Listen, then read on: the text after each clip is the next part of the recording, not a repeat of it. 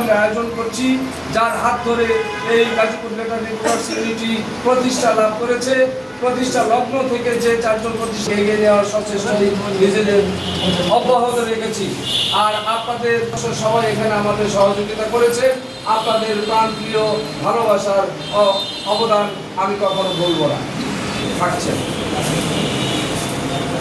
বিশেষত প্রিয় শ্রদ্ধাভাজন কবি, সাহিত্যিক, লেখক, সাংবাদিক, সংগঠক,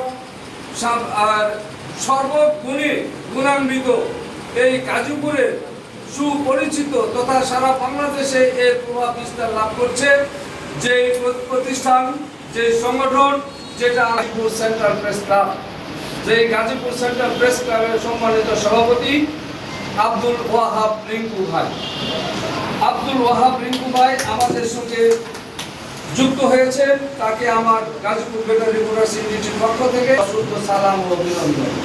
আজকের এই সংগঠনে আজকের এই সভায় সে রিঙ্কু ভাই বিশেষ অতিথি হিসাবে আমাদের কাছে আমন্ত্রিত হয়েছে। আলহামদুলিল্লাহ, সেই সাথে আরও একজন বিশেষ অতিথি হিসাবে আমরা নিযুক্ত করেছি।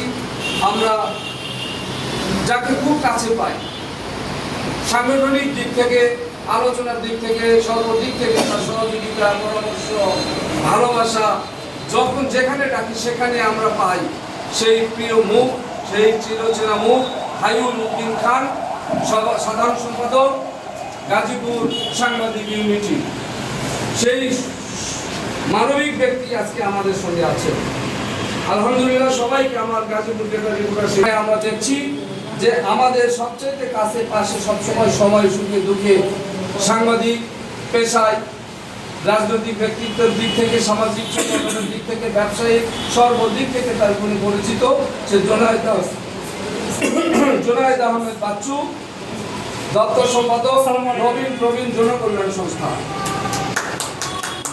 সেই সাথে আরো আছেন আমাদের সবচেয়ে আরো একজন প্রিয় ব্যক্তি, যেটা আমাদের সিনিয়র ব্যক্তিভাজন, বহু